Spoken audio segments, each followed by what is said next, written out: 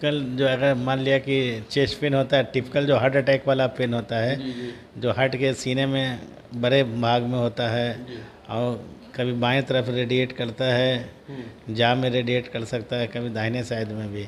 अगर पसीने के साथ होता है और ऐसे मरीजों को जिसको रिस्क फैक्टर है, जैसे फैमिली में हुआ हो, चाहे उसको डायबिटिक हो, चाहे मल्टीपल रिस्क फैक्टर हो, स्मोकर हो, स्ट्रॉन्ग फैमिली हिस्ट्री हो, तो ऐसे मरीजों में अगर ऐसा इस टाइप का जो चेस्ट पेन होता है उसको काफ़ी गंभीरता से लेनी चाहिए।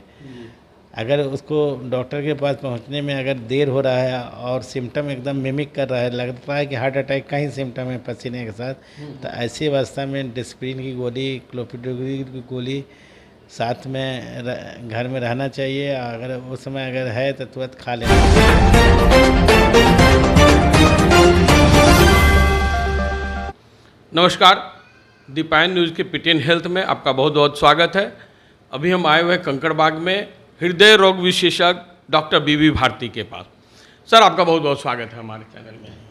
धन्यवाद, नमस्कार। सर, हृदय रोग से संबंधित जानकारियाँ हमको चाहिए। अभी तो बरसात का मौसम भी आया हुआ है, तो बरसात के मौसम में कौन कौन सी बीमारियाँ आ जाती है? सबसे पहले हमारे देखिए, बरसात के मौसम में जो वाटर बॉर्न डिजीज़ हैं वो ज़्यादा होती है, जैसे कि हेपेटाइटिस, बैक्टीरियल इन्फेक्शंस, पेट की बीमारियां, और कभी कभी जो मच्छर से बहुत सारी बीमारियां होती है वो ज़्यादा होती है इस सीज़न में।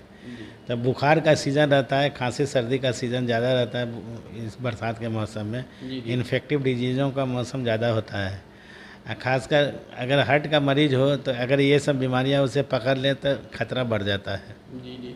तो क्या क्या करना चाहिए हार्ट की बीमारी, जो अगर फीवर हो गया तो क्या परहेज करेंगे सर? अगर किसी हार्ट के मरीज जिसका हार्ट का पंपिंग कमज़ोर है, अगर उसको फीवर होता है तो हार्ट पे लोड बढ़ जाता है। ऐसी अवस्था में पेशेंट का ब्लड प्रेशर कम हो सकता है, दवाइयों को डोज को एडजस्ट करना चाहिए। और कभी कभी फीवर अगर ज़्यादा होता है, हार्ट पर लोड ज़्यादा रहता बढ़ जाता है टैकीकार्डिया के कारण, तो ऐसी अवस्था में तुरंत हार्ट के डॉक्टर से संपर्क करना चाहिए। बहुत सा जो दवाइयाँ होती हैं हार्ट की, उस फीवर की कंडीशन में उसका डोज मॉडिफाई करते हैं, और कुछ कुछ ड्रग इंटरेक्शन होता है, उस समय बहुत सावधानी से उसका इलाज करना चाहिए।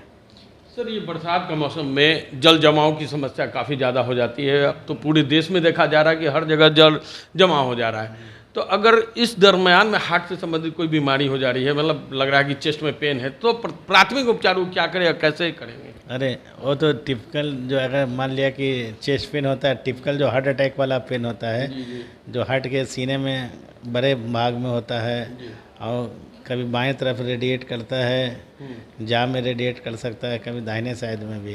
अगर पसीने के साथ होता है और ऐसे मरीजों को जिसको रिस्क फैक्टर है, जैसे फैमिली में हुआ हो, चाहे उसको डायबिटिक हो, चाहे मल्टीपल रिस्क फैक्टर हो, स्मोकर हो, स्ट्रॉन्ग फैमिली हिस्ट्री हो, तो ऐसे मरीजों में अगर ऐसा इस टाइप का जो चेस्ट पेन होता है उसको काफ़ी गंभीरता से लेनी चाहिए। अगर उसको डॉक्टर के पास पहुंचने में अगर देर हो रहा है और सिम्टम एकदम मिमिक कर रहा है, लग रहा है कि हार्ट अटैक का ही सिम्टम है पसीने के साथ, तो ऐसी अवस्था में डिस्प्रिन की गोली, क्लोपिडोग्रिल की गोली साथ में घर में रहना चाहिए। अगर उस समय अगर है तो तुरंत खा लेना चाहिए डिस्प्रिन और क्लोपिडोग्रिल की गोली।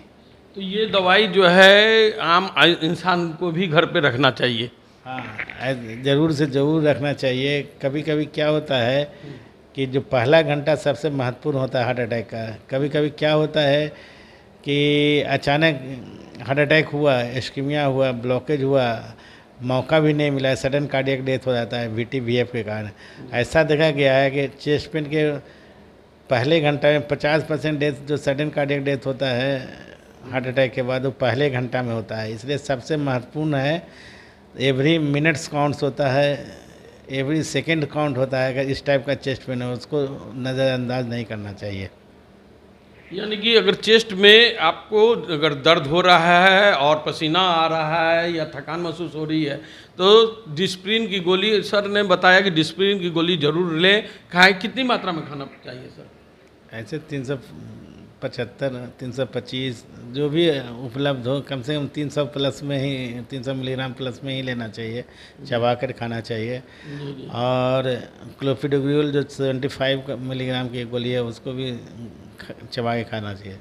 ठीक, उम्मीद करते हैं कि आपको ये जानकारी प्राप्त हो गई होगी कि अगर अचानक से बरसात में अगर जल जमाव है, आपको डॉक्टर के पास जाने में दिक्कत महसूस हो रही है, तो सबसे पहले आप घर पे डिस्प्रिन और सर एक दवा बताएं वो रखना है और उसको चबा कर पहले खाना है, फिर डॉक्टर से कंसल्ट कर लें और जाने की तक उम्मीद है कि जो सबसे एज ए फंडामेंटल रूल है, अगर चेस्ट पेन होता है तो नज़दीकी अस्पताल में जाएं, जी बहुत लंबे दूरी वाले अस्पताल में नहीं जाएं। जो सबसे नज़दीक जो अस्पताल है जहाँ फैसिलिटी अवेलेबल है इमरजेंसी ट्रीटमेंट का, वहाँ जाएं।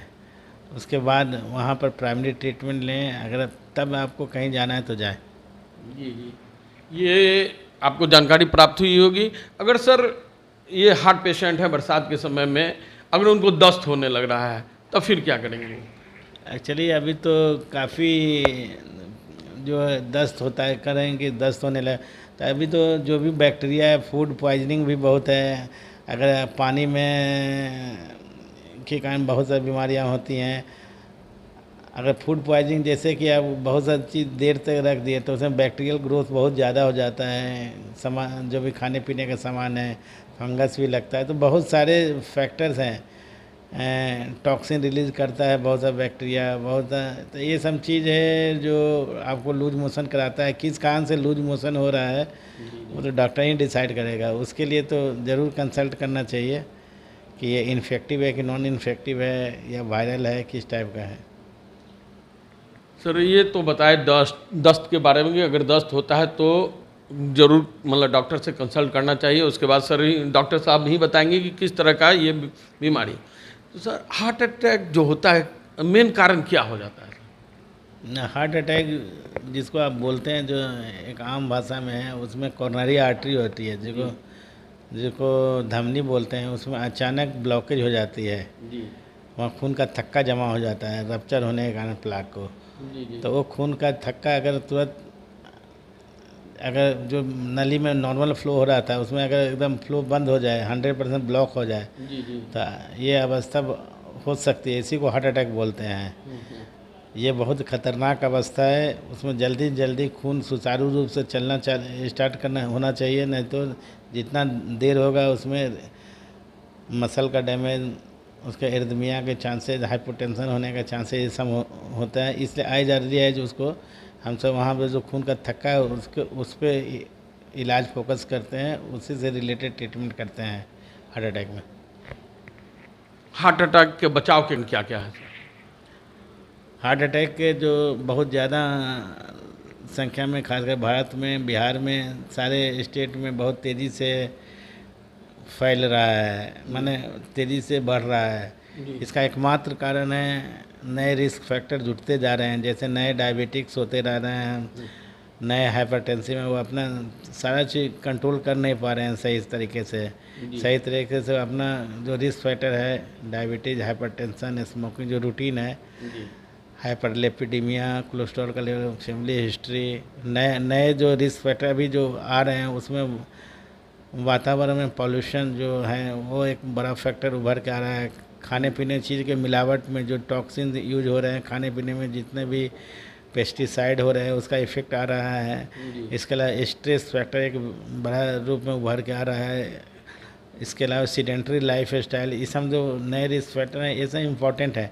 लेकिन जो नए रिस्क फैक्टर में पॉल्यूशन, इंसेक्टिसाइड्स, उसके अलावा सीडेंट्री लाइफ स्ट्रेस, ये सब जो फैक्टर बहुत इम्पोर्टेंट फैक्टर है। लेकिन ये प्रिसिपिटेटिंग फैक्टर है। स्ट्रेस है जो पहले से, अगर कोई माइल्ड ब्लॉकेज है चाहे और सब बीमारियां, उसको जल्दी हार्ट अटैक कराता है। तो इसका बचाव कैसे करें सर? इसके तो बहुत बचने का तरीका है। जितना जो आपको रिस्क फैक्टर, उसमें से लाइफ स्टाइल है, सबसे हेल्दी लाइफ स्टाइल होना चाहिए। खाने पीने के चीज़ें को जो आपके लिए हानिकारक है उसे खाना चाहिए। वेजिटेरियन, नॉन वेज को अवॉइड करना चाहिए। खासकर नॉन वेज अगर खाना है तो फिश को प्रेफर कीजिए। इसके अलावा exercise, walking, weight reduction, weight control, sugar जिनका बढ़ा रहता है, ब्लड शुगर उनको कंट्रोल करना है, कोलेस्ट्रॉल की मात्रा नॉर्मल रखना है।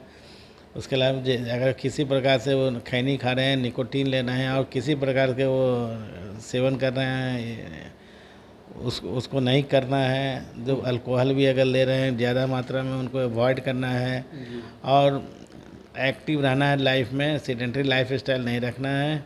पैदल ज़्यादा से ज़्यादा चलें, अपना एनर्जी को ज़्यादा से ज़्यादा बर्न करें। इसका जांच भी तो कुछ होगा सर, जांच क्या क्या करा सकते हैं? बहुत सारी जांचें हैं आपको। पहले तो एक सिम्टम बहुत इम्पोर्टेंट है। इसके अलावा जो महत्वपूर्ण जांचें हैं उसमें टीएमटी है, कॉर्नरी एंजियोग्राफी है, सीटी एंजियोग्राफी है। ये सबसे महत्वपूर्ण टेस्ट है ब्लॉकेज देखने का। उम्मीद करते हैं काफ़ी चीज़ सर हार्ट के बारे में बताया कि कैसे कैसे आप बच सकते हैं, क्या उपाय हो सकता है, कितनी प्रकार की जांचें हैं। जांच के बारे में हम विस्तृत से जानकारियां लेंगे अगले एपिसोड में। तब तक के लिए आप हमें इजाज़त दें सर। बहुत बहुत धन्यवाद हमारे चैनल, हमारे दर्शकों को इतना अच्छी सलाह देने के लिए। अगर ये कार्यक्रम अच्छा लग रहा है तो आप इस कार्यक्रम को लाइक करना ना भूलें। लाइक करें, कमेंट करें, शेयर करें। मैं भानुप्रकाश, कैमरामैन संजय सिन्हा के साथ। और खबरों से अपडेट रहने के लिए दीपायन न्यूज को सब्सक्राइब कीजिए।